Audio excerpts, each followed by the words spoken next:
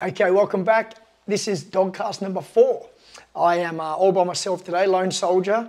I'm going to try and keep you entertained out there. Maybe you're watching a video. I'll do my best. Maybe a few bit of song and dance. No, not really. But anyway, I'm just going to have a chat to you and cover some topics that I think are important in dog training.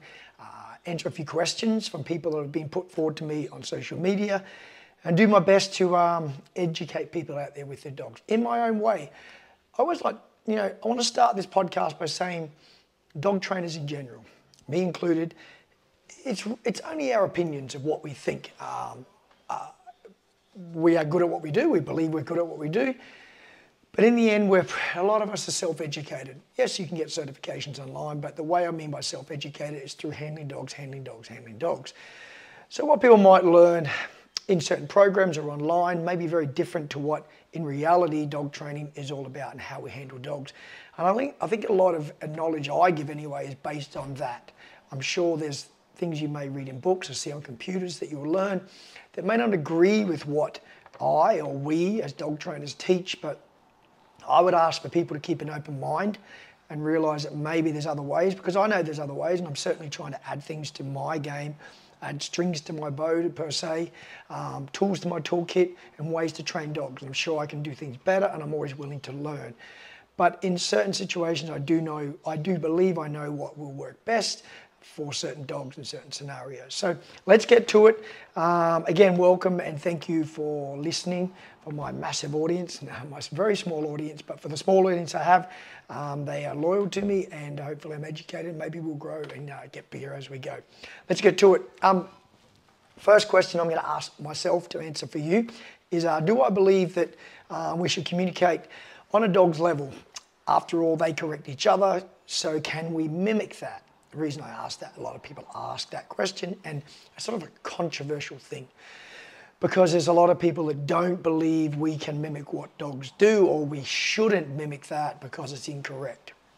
I would wholeheartedly disagree with that in a lot of situations. I do believe dogs can understand a correction from a human given the right way and the right timing for the right reason. So there's a lot of nuance to it. Obviously, it's not as simple as correcting. A lot of people hear the word correct and they think it's grabbing the lead and yanking the lead. A correction could be just that you put a dog in a sit, or when you ask them to do something and they ignore you, you grab a collar, hold them by the collar and sort of slow them down to just make them take a breath. It could be anything like that. It could be putting them on their bed, on their place, or in their crate. Whatever correction you want to use, but I think the word correction itself is thrown out and it sounds all dramatic. Corrections can be very, very light. They're not always, or they should never hurt a dog, but they're not always forceful and too harsh. So it's a very, like I use the term, and I've heard before, people say like a linear word. So it can go up, it's different levels for the correction. But in short, back to the question, yes, I believe we can. And I believe if you time it right, it's very effective. I've done it many times, like I'm sure many other dog trainers have, particularly in play, when dogs are playing, young dogs or even older dogs, and they play rough, they may upset other dogs. But there's a dog that's playing that doesn't correct that dog because maybe it's a little softer and doesn't want to. So that dog keeps getting bullied, and that's where I think a handler, an owner, can step in and help correct that dog. That correction often can be just like a clap of the hands and stepping in and sort of separating the dogs, letting them know that behavior is inappropriate. But the particular thing that's important about that is the timing of that. So let's talk about maybe two dogs playing and one jumps and stands on top of the other dog with its feet. Now this may be only play, but sometimes that can escalate or upset another dog, and they may tolerate, and then eventually they fire back and they have a bite or whatever they do. So we want to educate what's good play and what's too rough. If it's not reciprocal, in other words, if two dogs aren't sort of having turns at playing and doing the same thing, and one keeps doing this behavior and others trying to avoid it, but maybe they're not confident enough, I think that's where we need to step in and help that dog that's not as confident. So that's where I talk about the timing and where we can mimic that, where another dog, so if a dog's up on a dog with its back legs and a dog doesn't like it, they tend to turn and give a growl and maybe a little snap, nothing harsh, but they correct their dog for the behavior. I believe we can do similar. We don't need to growl or snap at the dog, but maybe a clap of the hands and a bit of sort of body language, spatial pressure, you might want to call it, where you push that dog off and teach it. That's unacceptable. That's what I'm talking about, where we can mimic it. I'm not saying get down on all fours and growl at a dog. I'm saying the timing of what's acceptable and what's not acceptable. I believe we can mimic that behavior 100%, particularly in that realm when it comes to play or reactivity, when a dog's, you know, what I call irrationally reactive. So another dog's being nice to that dog and this dog reacts and lunges and whatever it is. I think a correction stepping in there is acceptable. We can't have dogs attack other dogs. Now we can trial these methods of redirecting, running away with food, but the reality is anyone who's honest and has tried methods like that realizes that it's very limited success. Look, you can redirect and go the other way, and obviously the dog will decompress, stop and stop reacting, but to live like that, and when you live in a town where there's thousands and thousands and thousands of dogs, it's very hard because you're never going to get anywhere. You're constantly changing direction, going, going, going. Look, this can be a starting place, but once your dog's used to that, I think we need to be able to go that we need to keep walking a certain direction and teach your dog what's not acceptable. But I don't want to digress too much because that's more about, I suppose, lead corrections of things.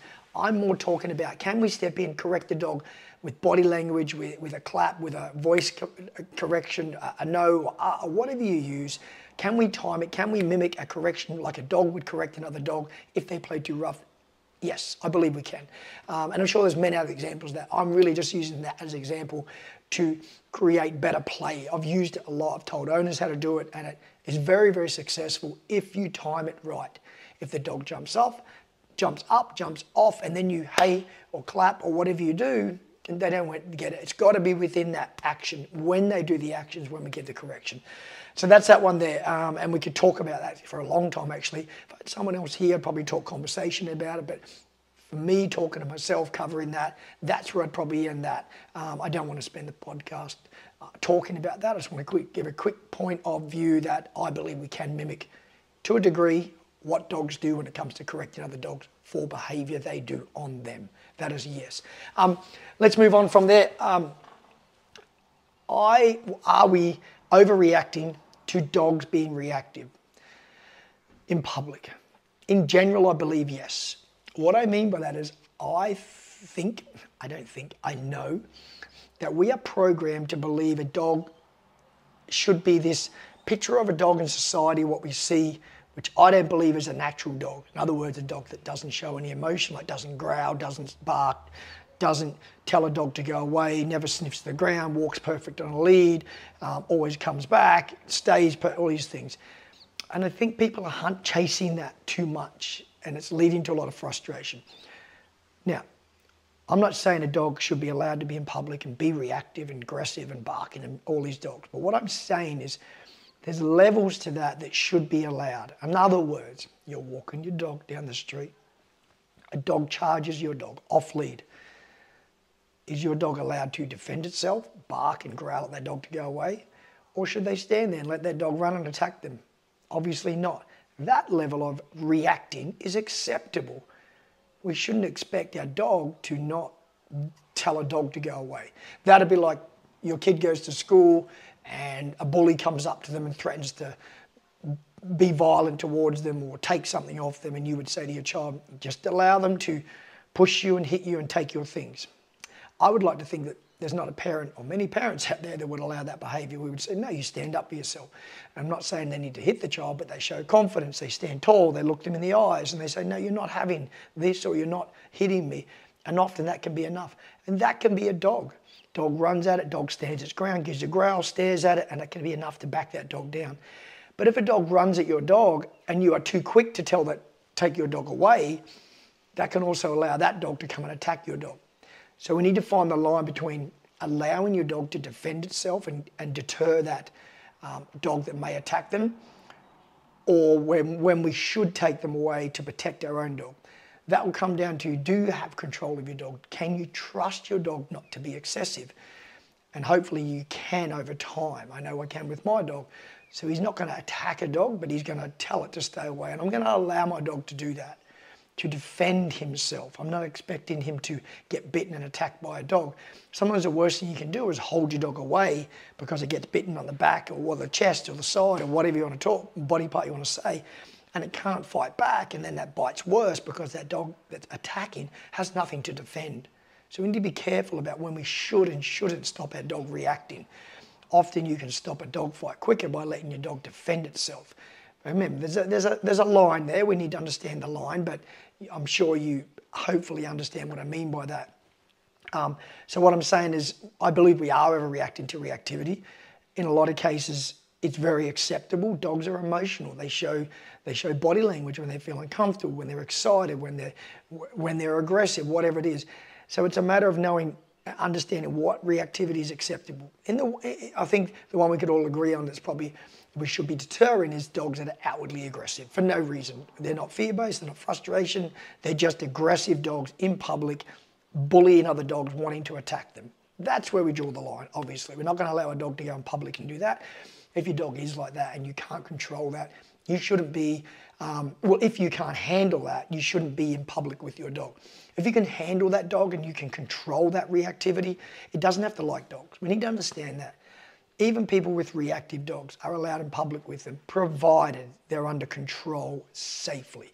Maybe they'll be muzzled, so if they drop the lead or the lead snaps and that dog does get off, it can't attack a dog. In this case, quite often dogs are muzzled, just as a precaution. It's not about your dog, they're going to attack other dogs. Sometimes prevention's better than cure. Not sometimes, always. Prevention is better than cure. So we go, my dog, let's talk the what if moment. I'm always talking about what if my lead snaps, I drop the lead, whatever happens, my dog gets off and runs at a dog. Do I trust them not to attack a dog? In most cases, yes. Very few dogs are going to run and attack dogs, but there's a percentage that will. If you're in that percentage and you think your dog may do that, I do believe your dog should be muzzled, under control, if they are high risk and you think that may happen. But let's hope most owners out there have the common sense to realise when their dog should and when they shouldn't. Okay, so in short, in a high percentage of times, I do think we expect too much of dogs and we do overreact to their reaction. We have to decide what's acceptable and decipher that. And that is your job as an owner, to work that out through a trainer or learning online, whatever it is, learning what is acceptable. We're not condoning, but we're going, that element of it is an instinctive behavior of my dog, and you're never going to stop that. There's an element that if you think you're going to stop this, you're going to be a frustrated dog owner forever. If your dog is scared, they're allowed to show they're scared. We're not saying to be aggressive, but they're allowed to tell dogs to go away within reason. So that's what your job is. Don't overreact, don't underreact. Find that line between what's acceptable and what's not, and allow your dog to be a dog naturally to a degree. Hopefully that made sense. I went roundabout there, but I think you got the idea what I'm talking about. I'm going to give one tip about dealing with a reactive dog. I don't even really like the word, well, I don't mind it, but I think it's used broadly. Coming back to what I just talked about, there's reactivity in a dog that I don't believe should even be called reactivity, because it's just a dog being normal.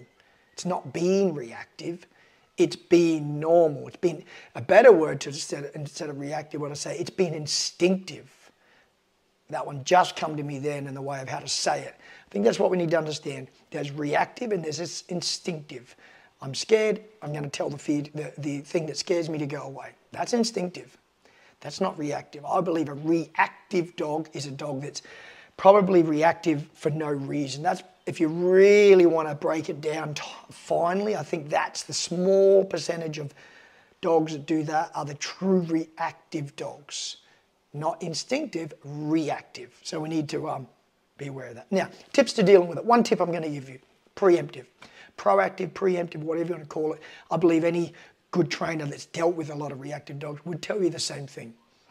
Be preemptive. You're walking along, you know your dog has issues with dogs through fear, aggression, whatever it is, frustration. That's still a form of sort of reacting to a dog. We be preemptive. We know it's coming. We don't let it build. Many things people will tell you to do. Redirect away, inside turn, outside turn, put them in a sit-stay, food, distraction. You do you when it comes to that. But the main thing is, I'm not telling you how you do that part. I'm saying whatever system you use to stop the reactivity, be preemptive about it. Don't wait for it to happen. You know it's going to happen. Be ahead of your dog. That's it in short. Don't wait. Very hard to bring a dog back down once they lose themselves and they're on that dog and they're zoned in. It's hard to bring them back. So that'd be my tip. And I'm always talking about online. Be preemptive. And that's where I'm going to sort of end that sort of part of it. You do have to decipher where it's coming from, because that will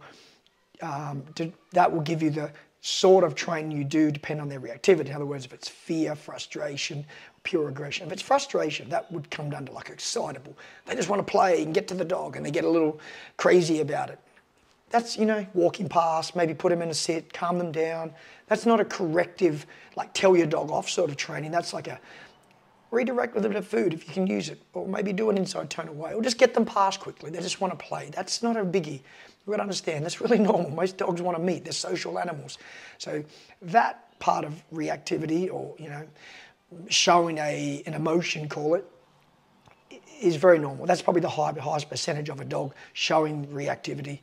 Fear, obviously give your dog space. We want to go around. If it's scared of something, we don't make them go closer and confront it. We help them. We get around and we get past. And then we hopefully can work them through those fears later on.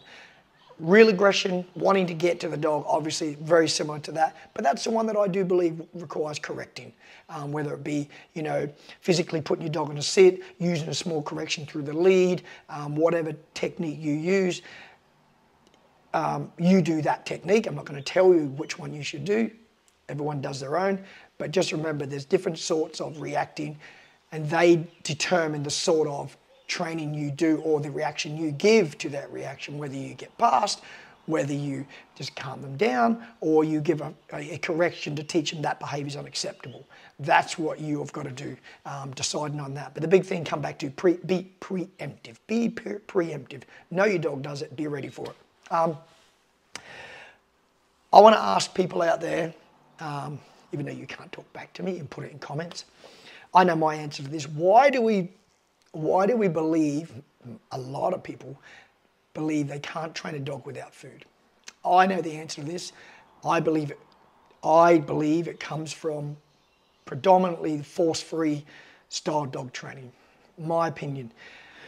A lot of it's about the food. I'll have this, if you do this, I'll give you this. If you have this, I'll do this. You do that. And it's do this. And look, I'm all about that if you can use it. I would love to just about train every dog with food, never use a lead, never raise my voice, never give correction. Food, the world's beautiful, it's great. I've talked about this before, like a lot of trainers have. The reality is, it doesn't work like that. Food has a limited capacity to work.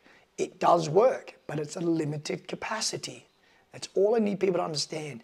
And you need to be honest with yourselves. People out there talking, going, no, it works for everything, it'll work and fix everything. You're lying to people. It has a limited capacity. It'll work in some environments, particularly in a controlled environment. Put it in an uncontrolled environment with heavy level distractions, walking down near a beach, or a local walk with dogs and people and cars and bikes. We need to be real and be honest. That becomes way less effective. But yet we seem to just force this narrative that food will do everything. It won't. And often I believe people use food the wrong way. It's pre-presented to the dog. The dog goes, yes, I'll do it now because you have this. When it should be the other way. You ask a dog to do an action and you reward it for the action. We don't pre-present. We pre-present to puppies. Puppies are out of their minds, crazy. Their brains are everywhere. We need some tools sometimes to just keep them focused. Some trainers believe, and I do believe, by the way, I believe I can get a puppy individually and I can train it to do everything without food. But I know how to handle a dog. The reality is we're dealing with a lot of people who don't. So if I was to run a puppy program and I said no food, I think people would leave their first lesson very frustrated and probably not want to come back because they just wouldn't get where they want to be. They don't have the handling skills. If I had 10 people in my class with skills how to handle a dog from previous dogs and I got them to start with the puppies and no food, do I believe they could do it? Yes, but not new. There's a lot of people, first-time dog owners, they can barely hold a lead properly, they don't know how to speak, command, body language, and then I'm saying no food. It can be a disaster. So we need to use a tool sometimes to just get puppies focused. And in that case, I'm okay with it. I don't mind it for that, but I'm a firm believer that food should be fated. We want to use it very sparingly between things, so we might have a reward schedule where you might do, 5. Firstly, it might be food for every sit, then it's food for every 3rd or 4th sit, then it's the 5th sit, and then it's the 10th sit, and then it's maybe no food. I feel that you should get to the point where a bulk of your training is done for no food, and you might just use your primary reinforcer, which is your food or your toy or whatever, for recalls, and then it stays powerful, because that's the problem that's used for everything. I use an analogy I explain a lot now with people where I say, if I was to tell you for the next week, for every good decision you make, everything you do right, I'm going to give you your favourite thing that you love in the world. Every single time I'm going to give you one. Look, this would be exciting for a little while, and people go, oh, I'd love it. Look, for real, after a couple of days when you're getting 50 of them over, and you'd be like, it would lose power, it would lose the excitement. So because you realise, well, I can just do pretty average and I still get the gift. So if we're rewarding dogs with that primary reinforcer, when a dog does average, does a slow sit, and they still get food, does a fast sit and they get food, do a slow they just go, well, I can sort of just listen pretty good and I get food for everything. It doesn't stay powerful. So I think by using it less, it stays more powerful. And in the end, I do believe we can train dogs without food. I really do. Well, I know you can, but it is limited to a handler's skills. That's the only deficiency with that, is dogs learning without food is correlated to a handler's skills. So if I could get you and teach you how to handle a dog, then I can teach you how to not use food, but it can be a battle at the start. So it's a two-pronged answer. Food at the start for novice handlers with puppies, yes, but I don't believe we need food as an ongoing tool. I think we're just programmed into believing we need it because there's a certain narrative pushed pretty heavily in dog training now, and we think we need food for everything, but then most of the time people are really just luring their dogs. Their puppies don't know much at all. You'll see videos online of dogs doing all fancy stuff, and you'll watch the owner's hand, whether it be a toy ball, whatever it is. Even my dog does it, and he'll spin and do all this. But he doesn't know those as commands. He's simply following that toy, although my dog will do it without the toy in front of me. So I know he knows it as a command. But a lot of people out there, if you take that motivator away, that primary reinforcer, that dog will look at you and go, no, I'm not doing it without that lure, the tug toy, the ball, the food to lure them around. You get where I'm going with that? They don't really know the command, and I've shown it many times in my puppy classes. People think their dog knows sit when they're just following the food. And I do this. I get the dog and I go, tree. I'll say a random word, but as I say tree, I lift the food up. The dog still sits. So really it's just following that food and luring, because otherwise it wouldn't have sat if I didn't do that. The dog, because what I do after that, I go tree and make it sit, then I take the food away and go tree, and the dog does nothing.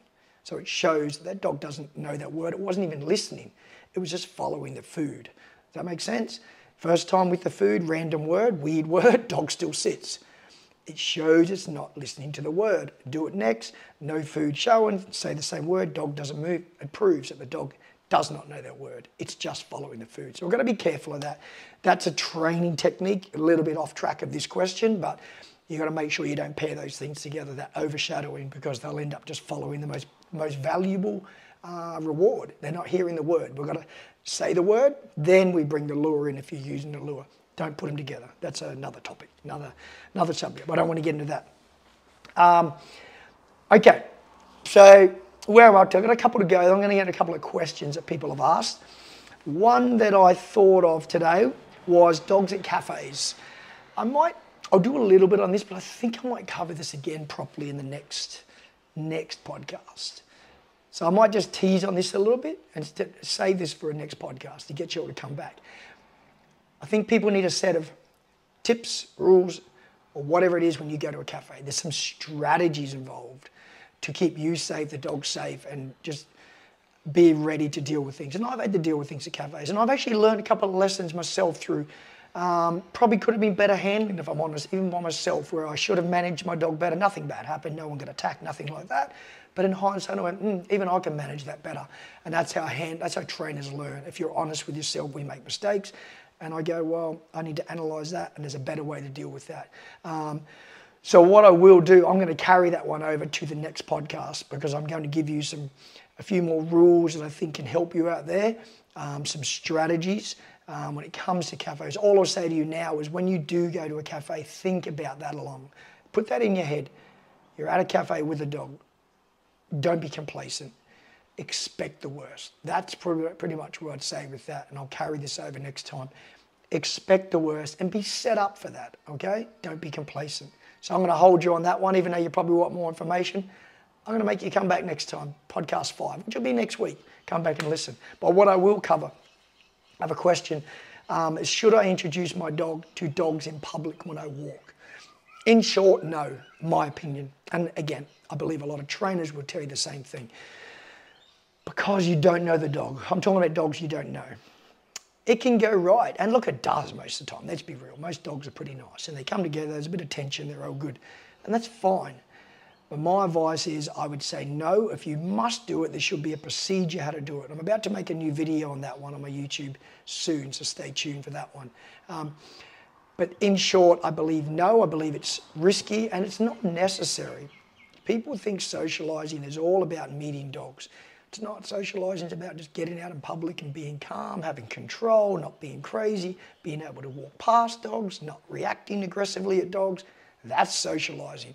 We don't need to walk our dogs up to random dogs and hope for the best. There's still people going around that believe the rule of the 3-2-1 or the 3-second rule, and that's enough. Stop doing this. You will not be quick enough in a lot of cases. Dogs come together nose to nose, and you're holding your lead. There's tension. And they react. Boom, you may be quick enough, but in a lot of cases they're not. Dogs' noses are getting bitten, faces are getting bitten, and you're having to break up fights. There's safe ways to introduce dogs at the back. And I'm going to do a video on that. If you must meet a dog in public, let's say it's a friend, you're out in the street, and this person's part of your life. And they're going to be at your house, they're going to come for barbecues, and they may bring the dog. These dogs need to meet. How do we do it? We control one dog, we walk one dog up to the back, they smell, we control that, we walk it up the back. People may say, well, that creates tension. Well, if it does create tension, those dogs probably aren't ready to meet, because I do this every week all the time, and in most cases it doesn't create tension. So if you're holding your dog and someone brings their dog up to the back and your dog is aggressively turned, I'm not saying just looking, but growling and saying, I don't want that dog near me, there's probably a good chance it doesn't want to meet maybe. And then if it does meet and it's okay with it, it sits there and just goes, whatever, I don't feel threatened. And then you reverse it and you take your dog to that dog and that dog turns and growls, you know that these dogs probably shouldn't meet. It's just a safe way. Now I'm yet to have, well actually no, I stand corrected. I've had one dog present to the back end like that and smell and go, bang, a little French bulldog. Took a little chunk of fur. Didn't damage the dog, nothing bad done. The dog didn't even care, didn't even notice basically. But imagine this, if that was the other end and it was face to face and we tried that, bang, that's a cheek, that's a nose, that's a lip, that's something else. Then that dog that got bitten may have been traumatized. But because it was the back end, it didn't even know it happened, it just took a little bit of fur. So it enabled me to go, whoa, that shouldn't meet, but no one got hurt. That is the important part. Now, that is the only dog that's ever done that. It is very rare for a dog to be presented at the back end of a dog and bite on the back. Now, you'll know if that's going to happen because if a dog's outwardly aggressive and pulling on the lead and snarling and trying to get, you wouldn't do this method, so you don't even go that far. That'll tell you to stop there and then. I'm talking about two dogs that look at each other and they're just like chilling, a little bit tense maybe, but there's no barking, there's no aggression. And you go, okay, let's introduce, and that's what I'm talking about. It's very obvious when you should and shouldn't introduce dogs together. They're going to verbalize, they're going to express it very aggressively. Some people can misread that as aggression when it's frustration, but it's pretty obvious if you know what you're looking at, the difference between an outwardly aggressive dog and a frustrated dog. Very different bark, very different body language and things like that. So that's an obvious one. Don't let two dogs meet when they're like that. But if they're just a little bit unsure, that's a nice safe introduction. How to do that. So the answer is no, you shouldn't in public. I don't believe. I think it's risky and it can go bad. But you do you. It's up to you what you want to do. That's just my advice for a lot of people. There's other dogs that are obviously going to be nice, and it's very obvious. That brings me to a question someone had. Body language of dogs approaching you when you're walking.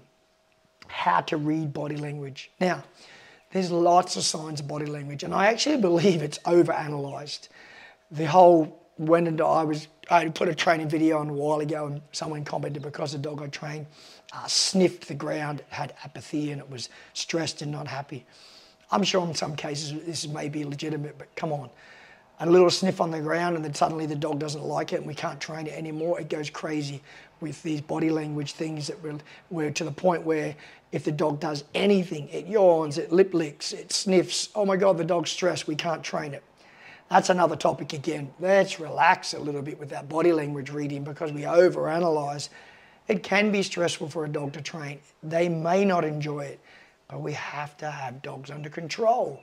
Life can be stressful for humans, for animals, and I think there's an element of stress we just have to deal with and accept and stop the over-analysing.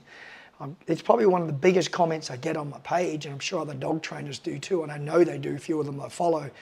That dog's stressed, it shouldn't be trained, it's uncomfortable. We know that, we're aware of that, but what happens is you work the dog through that stress and then it comes out the other side, a lot more confident, happy dog that's not stressed anymore. We have to kick down a few walls, I say all the time. They're going to be a bit stressed. They're going to not like it. But we're helping them through things. If your child was a little bit stressed and fearful of things that were irrational, let's say you're out in public and your child saw a person on a push bike. Strange example. But they reacted and crazy and scared of a push bike. Would you, A, tell you go, okay, we'll leave and go home and I'll never put you near a push bike? Or would you go, look, talk to them, hey, can my child come over and look at this bike and realise it's only a push bike? It may be a silly example, but you get where I'm going with this. You would help your child through those fears because they're what I would call irrational and just not necessary, and there's no reason for it. It's not like they got hit by a bike and they're scared of bikes. I'm just talking about a kid who's scared of a bike for no reason. And dogs can be like that with bikes, obviously. When you introduce them, you do it slowly and let them investigate the bike. So that's what we need to remember when it comes to that. I don't overanalyze the body language, but the obvious body language you should look for. I'm going to give a few obvious points. They're obvious to me, but not to a lot of people. Real stiffness in a dog. So a dog's walking towards your dog, and the tail goes right up and stiff. The dog pushes tall, the ears come up, and you'll just see the intensity in the dog. You'll see it. It's very, very obvious when they become tense and when they become uncomfortable. Everything just goes stiff. It's probably one of the most obvious ones. Now, along with that, the obvious ones would be verbalizing, snarling, I mean, these should be pretty obvious to people. Dogs showing their teeth. Now, that could be fear-based, don't get me wrong, and it could just be a little nervous, but I think that's a pretty obvious sign that it's not a good thing to approach at all. But the question the person put to me was probably more about dogs towards even humans and animals. Firstly, the reality is most dogs are fairly scared of humans if you show confidence. And look, I know that because I go back to my days of being a military police dog handler, and we did our course for police dogs, and it wasn't for the first, it was a long time ago, I can remember now, for the first probably couple of months where we were doing like tease work and bite work and dogs biting arms and running away and winning the trophy and things like that and building their confidence up. It was a long time before we would send a dog in to bite, and the assailant, the bad guy or girl, would turn and run back at the dog. If you do that too early, you are going to take the dog's confidence away. So the reason I bring that up is if that's a police dog who's been trained for months to be confident, how much confidence do you truly think the average pet, even if it's growling and barking, running towards you, actually has over you? It's often very little, very, very little, especially with an adult who's confident and big. So look, Google will tell you all the time, turn away to the side, look down, don't confront the dog. I don't agree with that. I think that just leads to you probably getting bitten and your dog getting bitten. I know me, I'm going to pull my dog behind me if I can quick enough to keep it out of the action. When I said before about your dog standing up for itself, I'm all for that if it's a real threat. But if that dog's just barking or walking towards your dog, I'm sort of going to bring my dog back and I'm going to get myself between my dog and that dog, and I'm going to shoo that dog away. Say whatever you want to say. Get away, leave it, blah, blah, blah. It doesn't matter. Show confidence, be big, be bold. That dog may still bark at you, but it'll do it from a distance. Things to look for to bark. If a dog barking, but barking and going backwards, So those who aren't watching the video, I'm sort of impersonating a dog barking, and they sort of bounce and they go backwards. That's not a very confident dog. A very confident dog will keep walking at you and it will not stop. It won't matter what you do. So if you yell at it and it sort of halts a little bit, it's not a very confident dog. Don't turn your back. Don't walk away the other way. The dog's just going to pursue you. I would stand your ground at least, even move forward a little bit until you take that dog's confidence away. And I'm sure people listen to this and go, you shouldn't do this, it's bad advice, blah, blah, blah. It's happened to me many times and it's worked every time. And people go, well, what if the dog does come at you and bite? Well, me personally, I would rather be bitten myself than have my dog attacked. I believe as an adult, I'll get over it quicker than my dog will. So I'm going to take a bite for the team if I have to. And the reality is, out of all the dogs I've ever trained over the years, 30 years now on and off, I've been bitten once, twice, 3 times, I think, by dogs. That's not very many dogs in that much and that space of time. So it's not very common at all, very common. And 2 of those were in someone's house where the dog was more confident in its territory. So the other one was out in public and it was a Doberman. I went to throw a ball and it jumped and bit my arm. A weird one. Probably saw it as a threat, my arm moving, who knows. It was a long time ago. But point is, bites are very rare when it comes to showing confidence. They're usually little kids running away, or people running away, or someone on a bike and a border collie biting them on the leg, or a cattle dog or whatever, a working dog sort of chasing the bike because it's like a prey and wants to catch it, things like that. And even then, that's an instinctive behavior with that dog. It doesn't make it a bad dog, it makes it a dog that should be on a farm. It just sort of bikes something to chase and nip what it's programmed to do, and a bike will do, a person will do. It's not personal. Sounds weird, but it's not personal. It's just been instinctive. So stiffness, tail up. Now tail wagging doesn't always mean a good thing. And again, going back to the police dog days, I always remember when dogs were biting their tack arms, their tail was up really high and quick, short movements wagging back and forth because they were highly stimulated and really enjoying what they're doing. So it's not always a happy dog.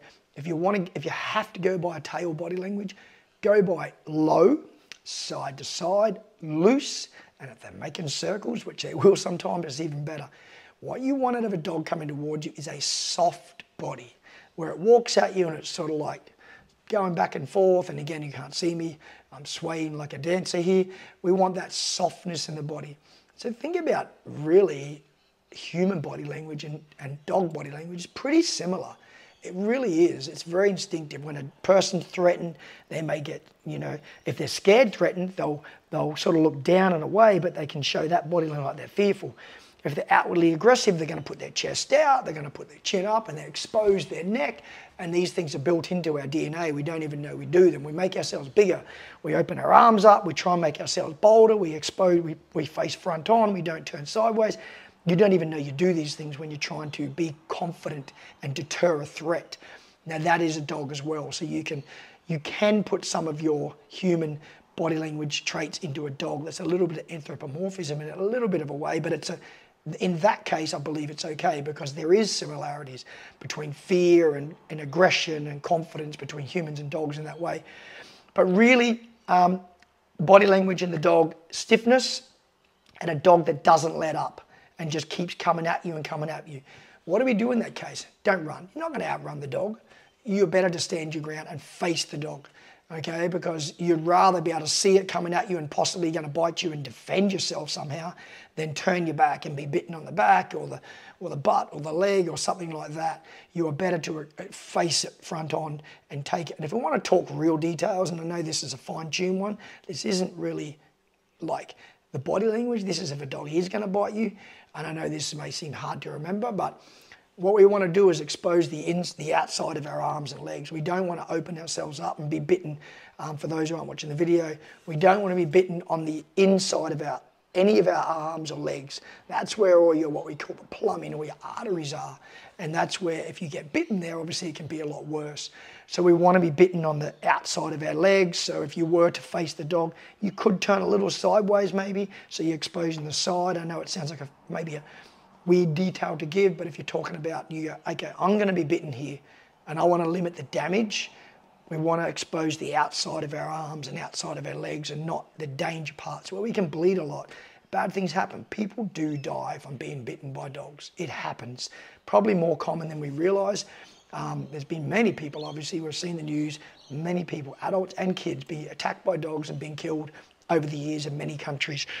So if you're going to be attacked, I think it's nice to know at least a little bit of, call it self-defense, dog self-defense. Maybe I should do a video on this. How can I limit the damage to myself with a dog going to bite? One thing I'll give you on that is a dog will generally bite the first thing presented to it. That's why when you see people running with police dogs with the arm, they put the arm out, the dog bites the arm. So if you had to choose and you go, I'm going to be bitten here and I need to do something to limit my damage, I'm going to give maybe my arm, my forearm, or I'm going to give my leg, the bottom of my leg or something. It's a little bit off topic, not really, it's in line with body language, but I sort of expanded on that. And I know it's a bit of a graphic topic, but I think it's important to remember that we need to be educated and not live in this world of fairies and butterflies and rainbows and everything's beautiful and nothing bad happens. Bad things happen all the time, not just dog-wise. There's war, there's violence, there's many, many things going on. And I think as a dog owner, you should know how to defend yourself. You should also know how to break up a fight. So I'm digressing here, but in short, I'll go back to it because I tend to go off the other way. Body language, look for stiffness. Look for dogs that are committed and not taking a backward step. And if you want to test the dog's confidence and you think, I don't know, this dog, I think it's going to bite me, you got a choice. You can try running, you're not going to be outrun it. You can look sideways and not know it's coming and be bitten, or you can stand your ground, show confidence, yell at that dog and get it to go. Then you're going to get a reaction. You're going to get it, in most cases, I don't know the exact percentages, but I would say in probably 9% of cases, a very high percentage, the dog's going to back up. Or it's going to stand its ground, give a few more barks, and when you show confidence, it's going to go the other way. People will tell you not to stare at it. You're going to confront the dog. You're going to challenge it. Look away to the side. You do you. This is my advice, disclaimer. You don't have to do what I do. This is just what I would do. I show confidence. I have no problem. I'm not going to, if I'm training someone's dog and it's on lead and it's fearful, and I think it might bite through fear, that's different. I'm not going to stare at that dog and make it uncomfortable. This is different than a dog in the street running at me. I'm not talking about a fearful dog that I'm going to make uncomfortable. I'm talking about a dog that's going to try and bite my face, my stomach or anything. I'm going to try and challenge that dog as much as I can to get it to back down. That is me, okay? So don't take my advice as, you know, you have to do this and this is what I tell you to do. This is just advice that I would choose to do. You do what you want to do. I need to say that, and I didn't have that written down, but I do need to say that. This is not, you know, something that I would advise that everyone should do, because you need to be confident enough to do it. Okay, that is the first thing. You've got to be confident enough to do it. I am confident enough to do it, and I'm going to take my chances with that dog. If I challenge that dog and I see it look away, am I going to keep challenging it? No, I'm going to then calm down. I just want to do enough to put doubt in that dog's mind that I'm not to be picked on. That's pretty much what I'm saying. Think about your dog. If it stands up for itself, often it can deter a dog biting it. This is no different to humans. If you show you're not going to be an easy target and you just show some confidence, stand your ground, you don't be excessive, but just stand your ground. You may not even want to yell at it, but just stand there and just show the dog, I'm not going to back up. If you don't want to look it in the eyes, don't look it in the eyes. Work it out. You've got to decipher these moments yourself a little bit, because every dog is different. And yes, some dogs can be aggravated by eye contact. So if the dog isn't really staring at you and there's no real reason to be leaning over and staring in the eyes, don't do it. You've got to read the room, as we say. Use your common sense. Unfortunately, it's not very common, but use your common sense of what you think is the best decision to make in this environment with this dog. Do I need to escalate, or should I now back down? I've got the dog calmer. I can chill out a bit and I can sort of stand my ground or maybe slowly walk backwards. Don't take your eyes off the dog. You want to watch it, because when you turn around, it may become confident again and charge you. Keep looking in this direction, but just walk backwards slowly and move away. If it charges you again, stand your ground again. Read the room. Anyway, I'm repeating, but I'm just trying to make you understand. As adults and children, you need to make your own decision. That's another one I've got to say next time. I'm going to talk about next podcast, kids walking dogs. So I've got a couple I'm going to come back to, cafes and kids walking dogs, in the next podcast. So I ranted a little bit, I expanded a little bit, I went off topic, but that's the idea of the podcast, to give you guys information, guys and girls. I'll aim to get another guest on next time. I hope you enjoy these. I might talk a little bit about other topics. Someone else did have breeds to talk about. I don't think I had their question down. It's in my phone, which I'm recording with. So that's okay. We can get back to it next podcast. I'll save all these questions up. And if you have questions out there you want answered, put them on my YouTube channel under here in the comments, or wherever you're listening to this on Spotify. I think you can do question answers there, wherever you are. If you enjoyed this, I'd really appreciate if you share or subscribe to my channel. If you're listening to me, it's a nice thing to do to content creators. If you get information out of this and you enjoy it, I would call it the respectful, polite thing to do to give a subscribe. I think it's rude not to. I would consider myself rude if I listened to 40 minutes or half an hour, or 10 minutes, or even 2 minutes of someone's information online that they put together, took the time in, and I got something out of it and learned and enjoy it, to not hit the little subscribe. Who cares if I don't watch them again? Give them a subscribe. They will appreciate it. It is the right thing to do. And we really appreciate it. I enjoy these podcasts. I'm trying to do them sort of weekly. I know I slip a little bit, but I'm aiming to do them regularly now to give you information. Remember, questions, ask me in my comments. Don't forget, you can follow Jason Harris Dog Training on, that's pretty much what I'm called everywhere, on Instagram, on Facebook, on YouTube. I've got my online programs coming up soon. They're slowly building my library up now. I've got a puppy, what I call acclimation program, when you first get a new dog home, then a puppy program, then a level 1, then advanced obedience. I'm aiming to get a reactive dog training program on there. Adding. These things take time doing these videos. They're very time consuming, but I very much enjoy it. So I hope everyone out there enjoyed this podcast, talking to myself for, I don't know how long it went, but anyway, went for a little while, and I will talk to you all soon, and I will see you out there all soon, those who are watching the video. Thanks again. See you later. Bye.